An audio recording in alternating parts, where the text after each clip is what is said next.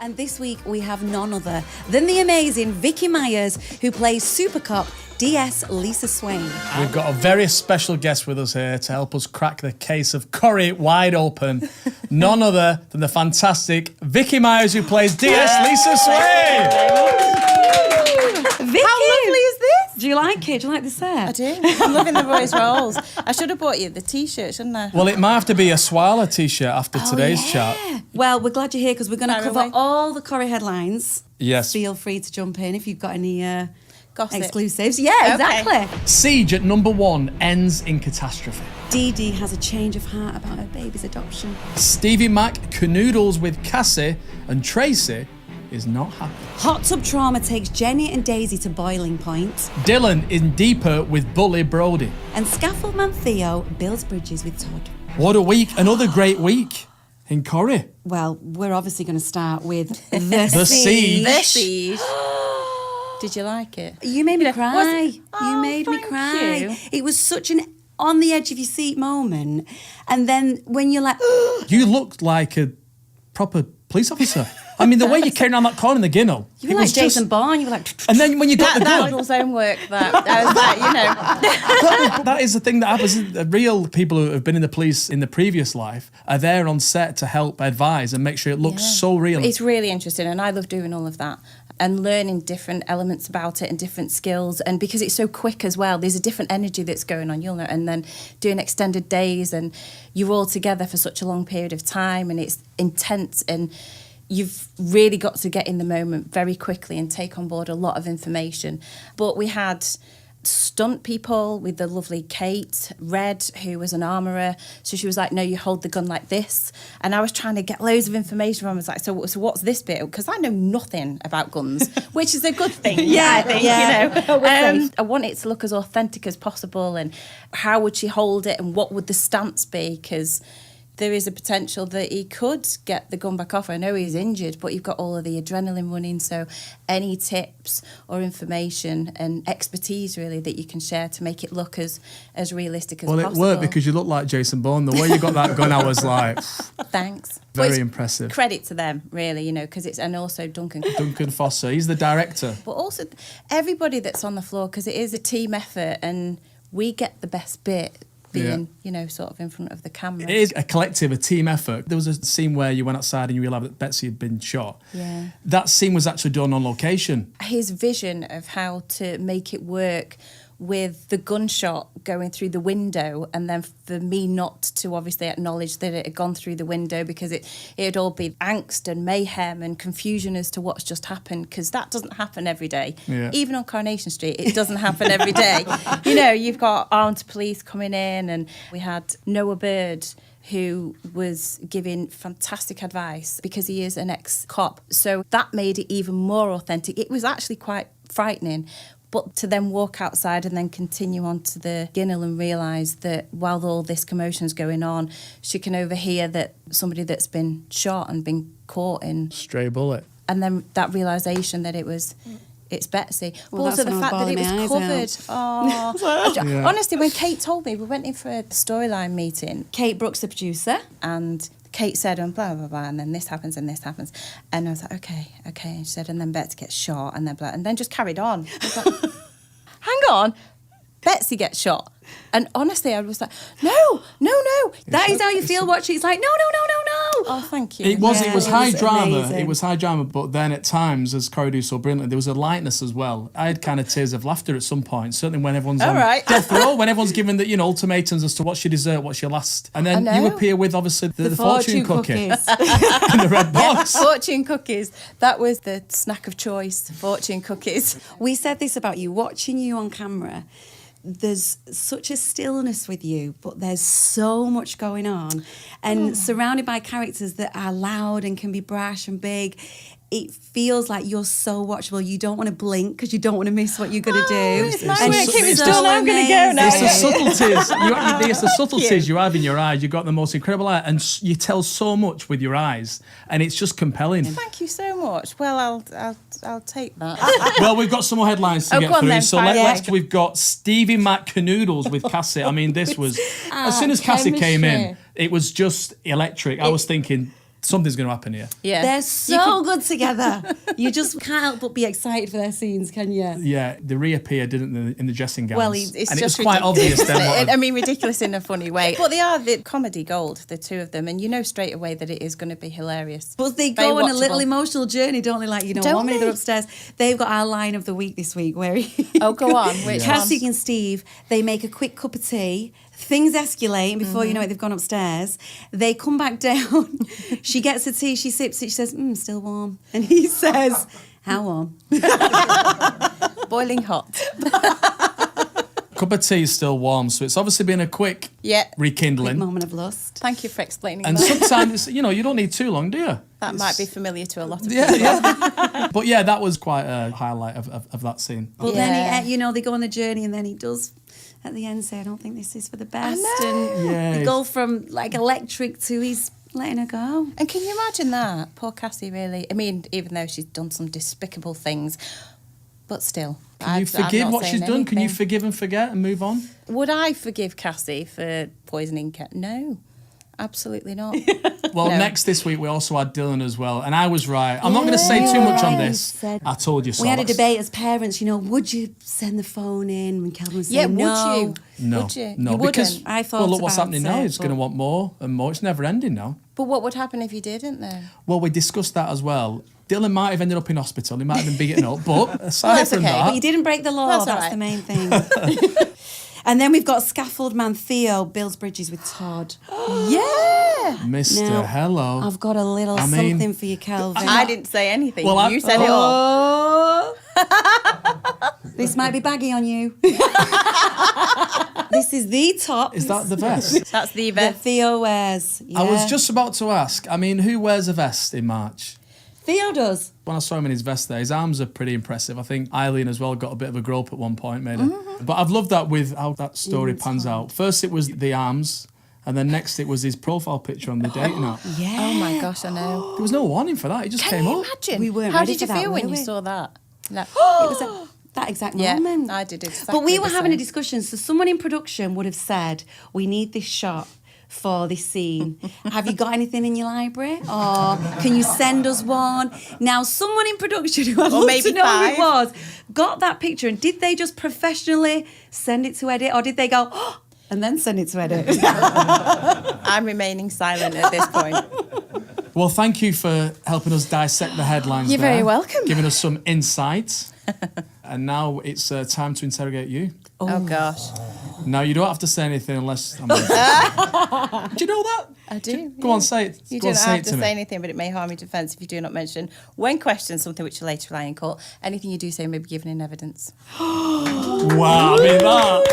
Thank you very much. That is impressive. Only because I've said it A so million much times. that I could actually say it in my sleep. But that's a good thing, right? Now we've got you here. We have to mention, I've never known it before, but for a couple in Corrie to get their own name, Swala, I mean, that is just... I don't think that's ever happened. Did you ever expect that? Is that something that you just took you by surprise? I expected something because I feel that there hasn't been representation on mainstream television, especially for female same-sex relationships. So to get this opportunity to explore that and portray that on screen, I thought, absolutely. But never in a million years did I expect it to be the way it is. And kudos to you and Alison as well, Ali King, who I think that duo, that dynamic is fantastic. So I think you've got to thank yourselves for that, because I think that's a big part of it. We were thinking of names. We be? What would we be called? If we was Yeah, what would you two be called? Pliz. It just doesn't quite have the That's same. not cool, is I mean, it? I wouldn't want to have that on a t-shirt. Swallow, yeah, but I don't think I'd like to. It's not a a thing, strong is it? We're name. not a thing. We're not that strong. yeah. I disagree. Now, I believe that you used to live in a pub, I did. so you could be pulling some pints in the Rovers Returns. Absolutely no problem.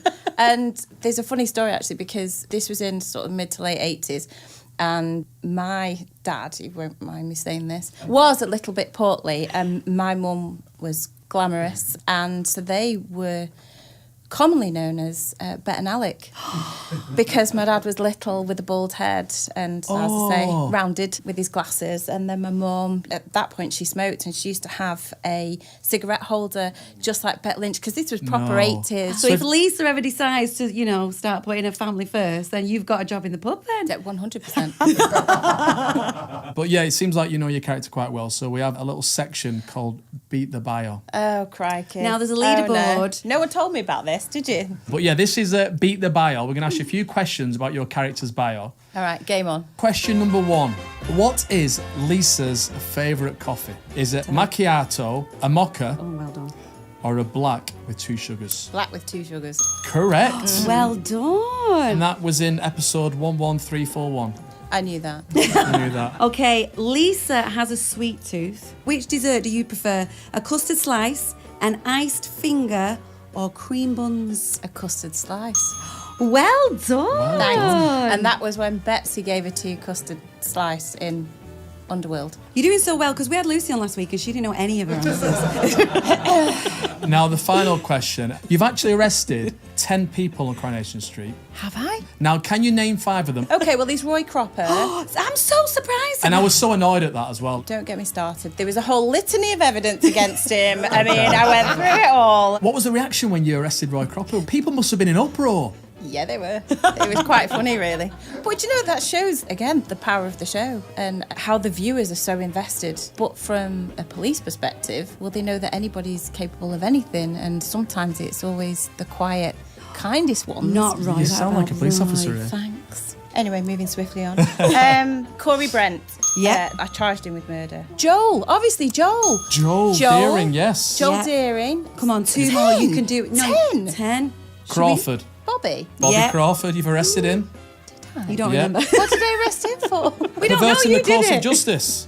And Oh, finally, that's one that I forgot Mr. about. Barlow. My favourite on pizza. Pizza Barlow, of course. I should have come in with that first, shouldn't I, really? You've done well there. You definitely do know your character bio, so well done. Actually, I'm genuinely gutted that I couldn't win that. Right, now we've got an exclusive clip where we're going to see Dee Dee is in hospital, and you'll only see this here on Off Script. The blood pressure's 180 over 120. Have you got any visual disturbances? Flashing lights, blurred vision? Yeah. What's happening? I think you've got preeclampsia. What's that? Extremely high blood pressure. Your baby's got to come out. Now.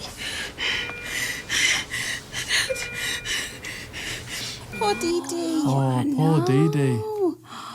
Just when it all looked okay, when her brother was going to be there to adopt and... Yep, and that whole change of heart and everything. Yeah. And she's connecting with the baby. And everything that she's done to help Frankie, and then this situation now.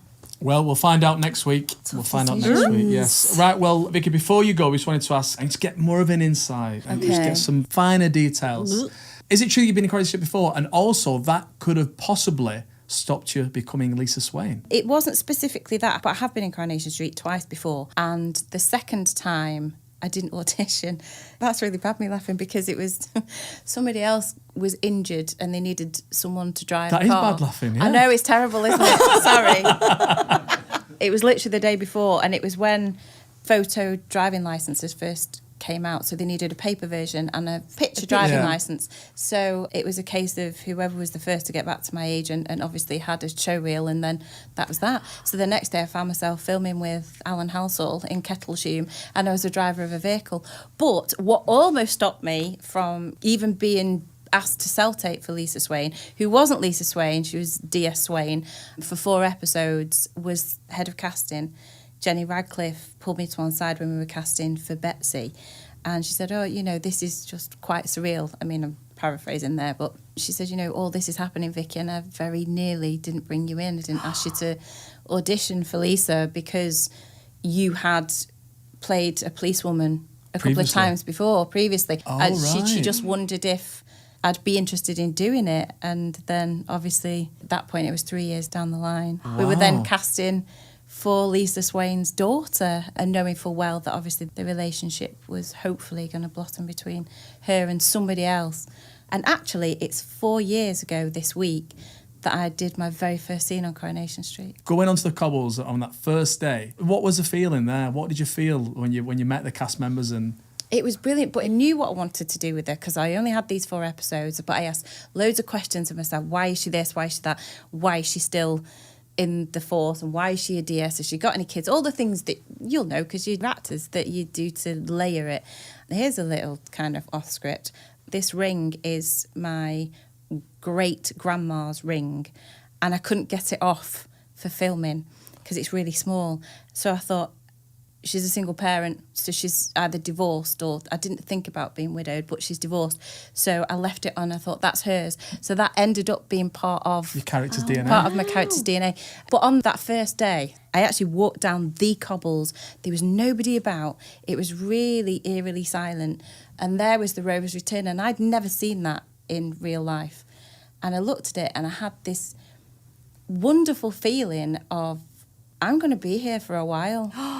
You know, you get the Love nervous those feelings. butterflies, but it's not... You felt at home. I absolutely felt at home. Sense of belonging. And I thought, I've known this place all my life. And that's the truth. I have, through my screen and all of these iconic characters and people that you can relate to and stories that you can relate to. I mean, there are so many stories over... I mean, I don't know it for 65 years, but you feel very much a part of it, even without being in it. Yeah. So to then walk down the cobbles completely on my own, I thought... Surreal. I've got a really lovely feeling about this. You're now part of that history. That's it, yeah. There's such huge What a privilege. storylines. Yeah, what an absolute privilege. Before you were in Corrie, though, you did also work as a casting agent. I did. Any good stories in casting? I used to work at a very well-known casting house, and we were working on a project for ITV, and somebody came in for a role in this project. You! And I was reading in for you. What part was that? It was Cold Feet. And you And she came got in the for gig? Cold, and you got the gig. That was So- but I how remember many you- years ago was that? That was a long time ago. All thanks to you. if Did was you get reading. me the job? I think it was all thanks to your wife. I think she was Did you get pretty me the job? I amazing. think it was you. And congratulations on the show, because this is Oh, brilliant. Oh, Thank you. thank It you was very great. much. Thank We you. could talk to you all day. Like, we've loved having you. Thank you for being our guest. Thank you for Yes. asking Thank me. you, I've really Vicky enjoyed Myers, it. everybody. Thank you. What a chat. That's all for this week, and we'll be back next week for more Sub Chat, and we drop every Friday.